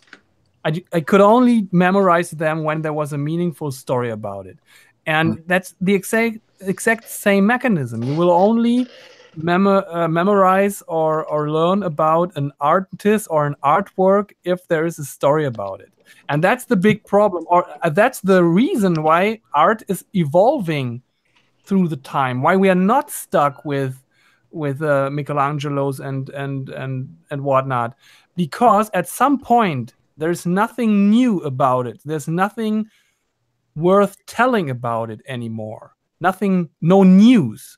It doesn't lose its quality over time, but there is no new aspect to it. And people are always interested in stuff that changes and that is new.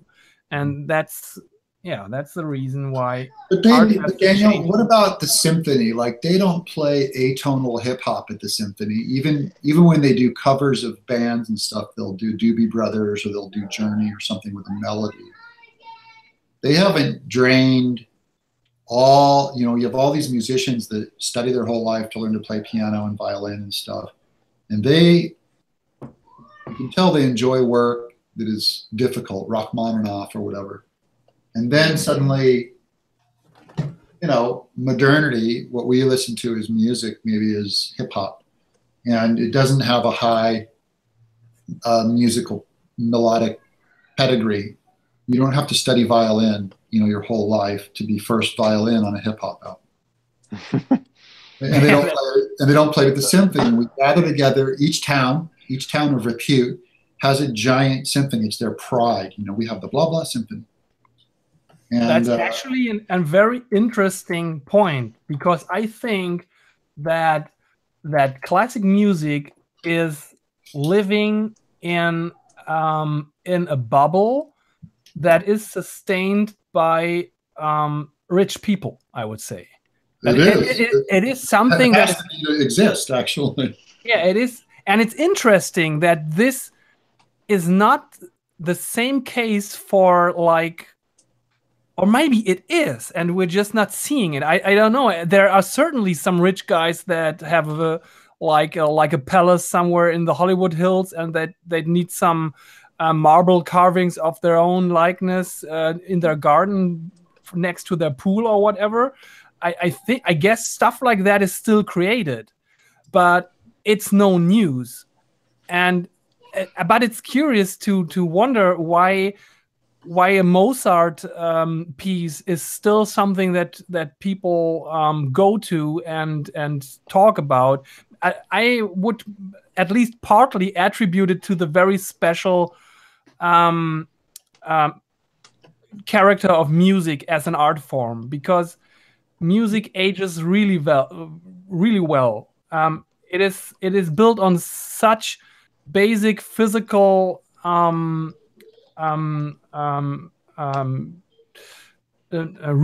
and that it's just not aging. Mm-hmm. You can hear a Mozart piece performed by a modern symphonic orchestra, and it just sounds like it's the first time it's played. Mm-hmm. I'm not sure if that's true for an old Egyptian carving on a wall or something like that.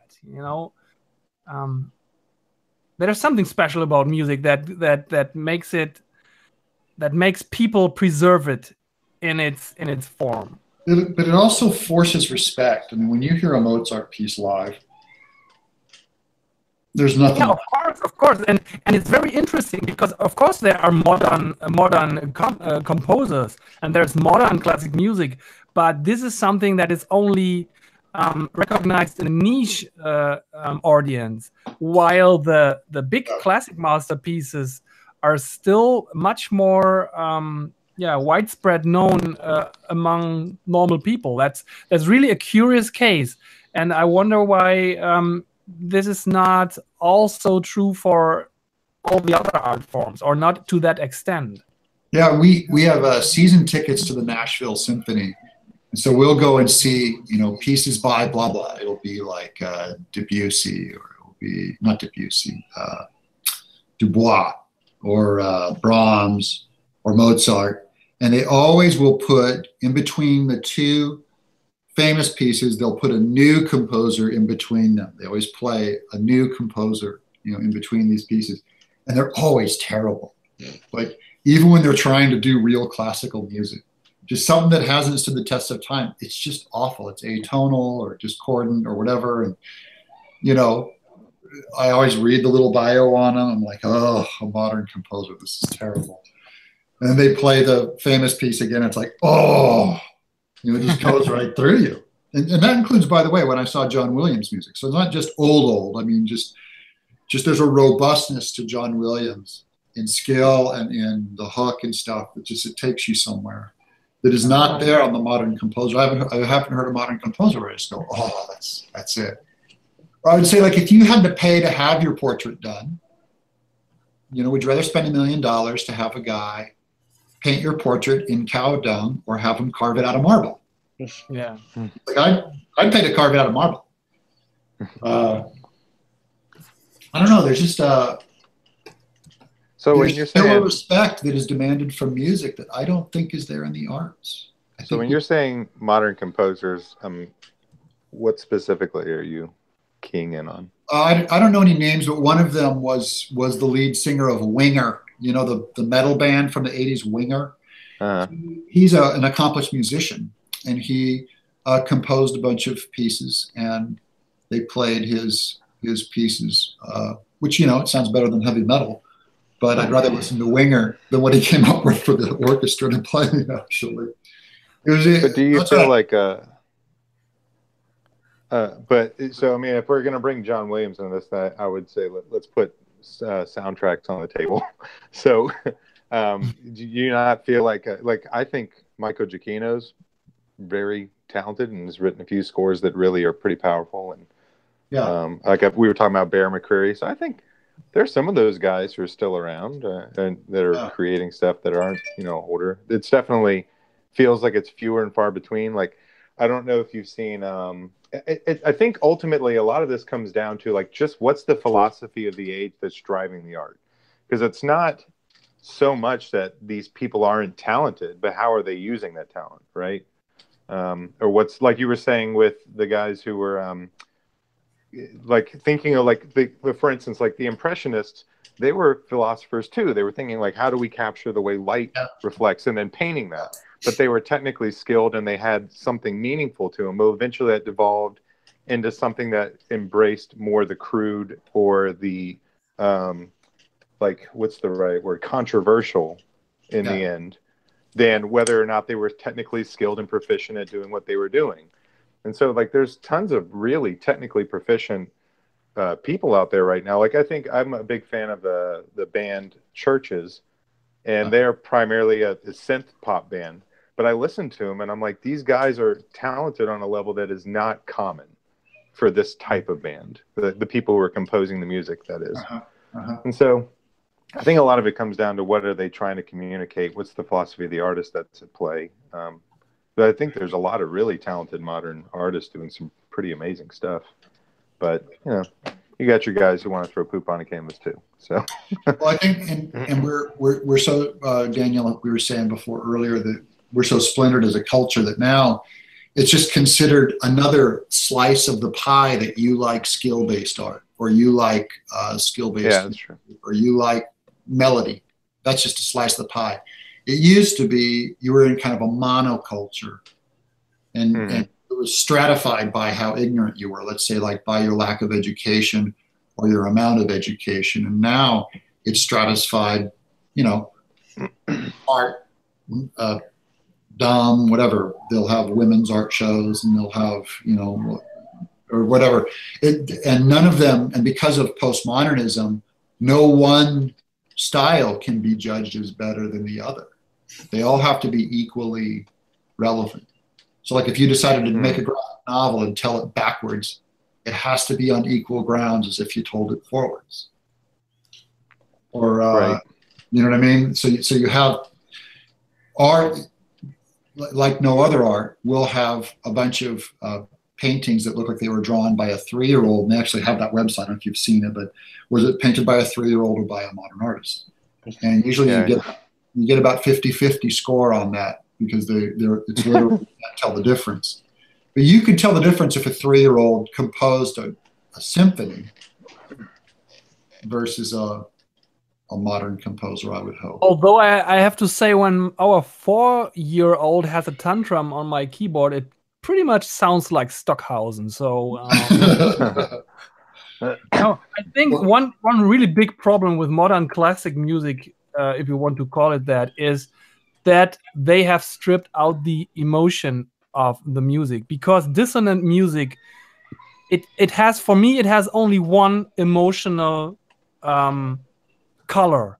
It is always just disturbing. Yeah. It is a perfect soundtrack for a horror movie or something like that. It is simply disturbing.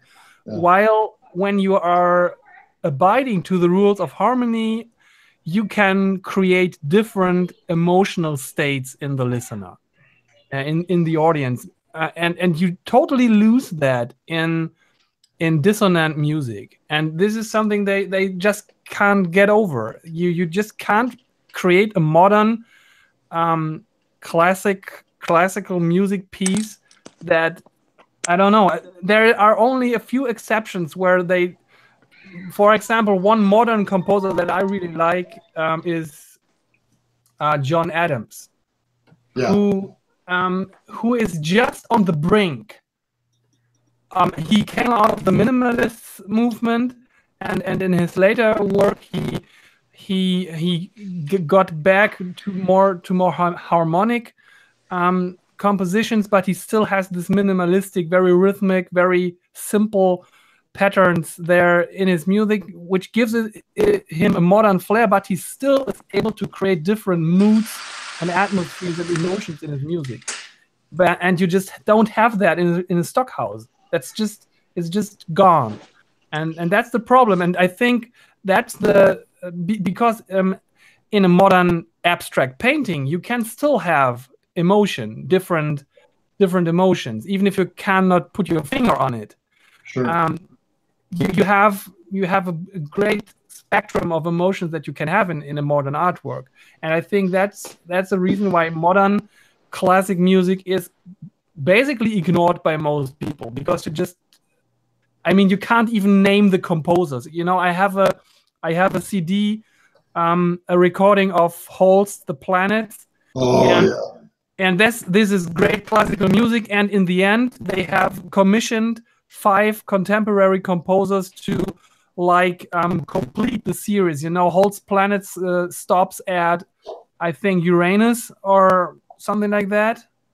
I don't know what the last planet is. Because he did the medieval planets. They have 7 planets, including the sun and the moon. So they wouldn't have, because of the medieval view, which exactly. And for this album that I have, played by the Berlin Symphonic Orchestra, they have commissioned pieces by contemporary composers who have a track for Pluto, a track for Ceres, a track for the asteroid belt, and stuff like that.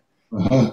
And all this stuff is, first, you can't distinguish that it's different composers. Actually, it all sounds the same, and it has all the same disturbing emotion to it. Huh. It's just disturbing. It's like an Alien soundtrack. Yeah.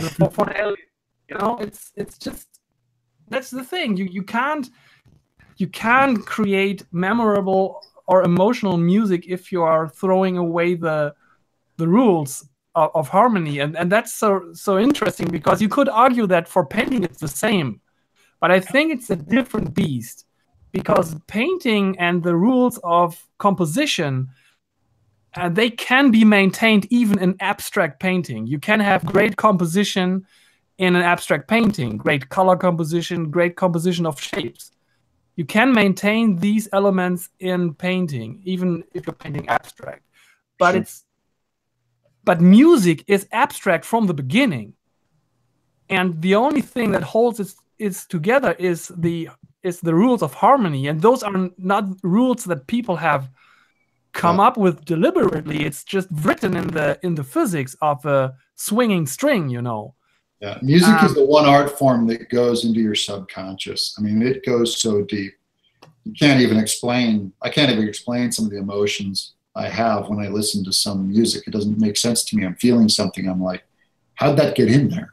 Like, music can penetrate in a way that other art forms don't. I should say I think they address different parts of the human soul, like story, obviously, engages the mind, and it engages probably more experience and stuff like that. And music goes deep, and same with the visual response that you have to a color field. I think they were trying to go in that subconscious place where music is.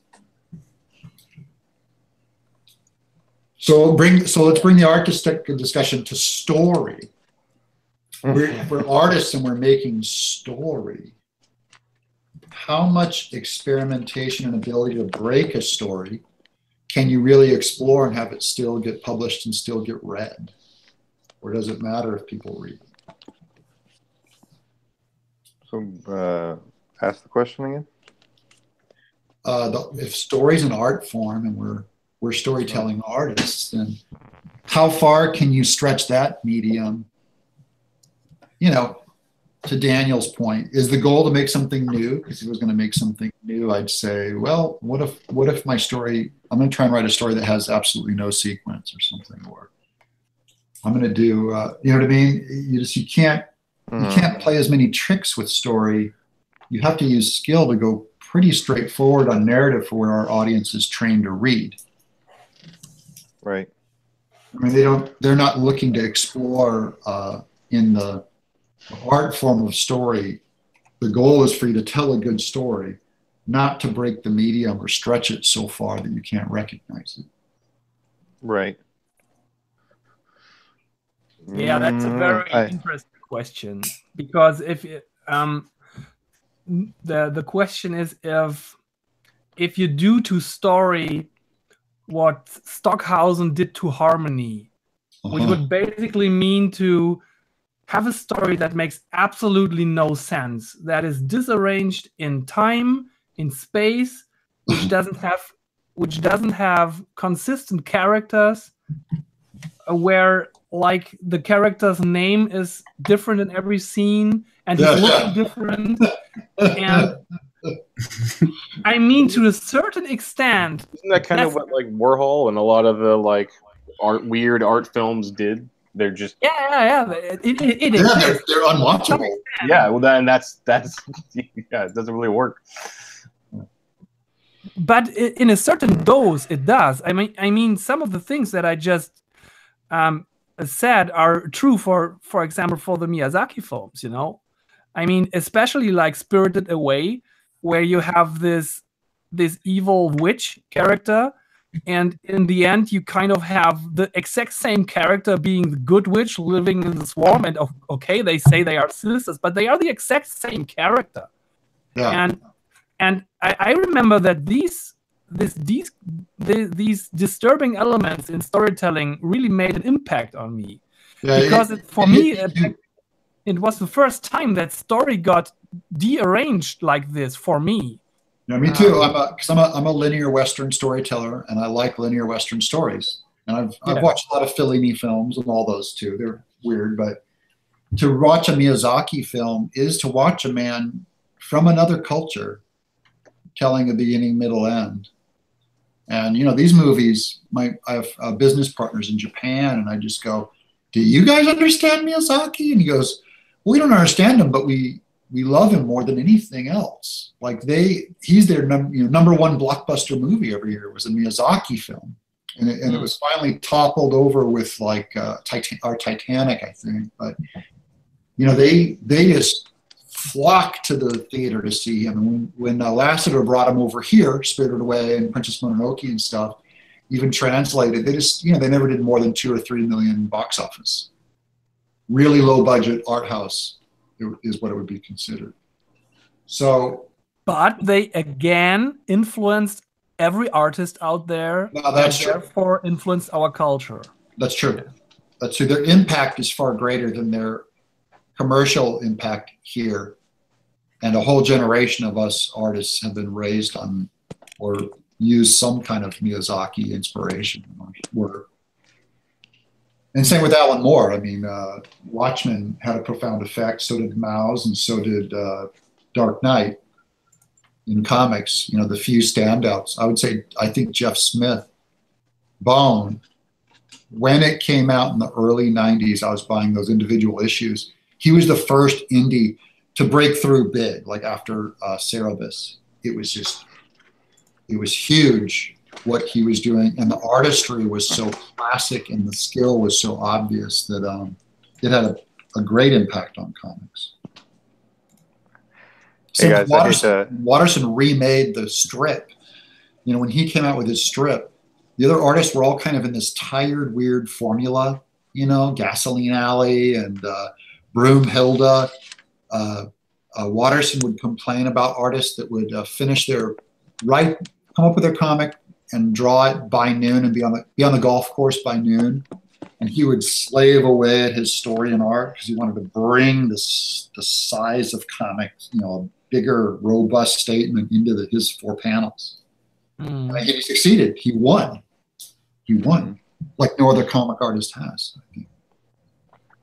Hey guys, I gotta run. Yeah, you know what? I gotta jump too. I'm sorry. Yeah, and me too, because it's 11 o'clock. So I have to go to bed. Oh, I was going to jump off too. So I guess that's a good place to end. I was going to jump off for you guys. Sometimes everyone has to. Actually, I just have to pee. God bless you guys. See you next week. Draw hard. Draw hard. Draw hard. Bye, guys. See you guys. We'll see you. Let's end it here. See you guys.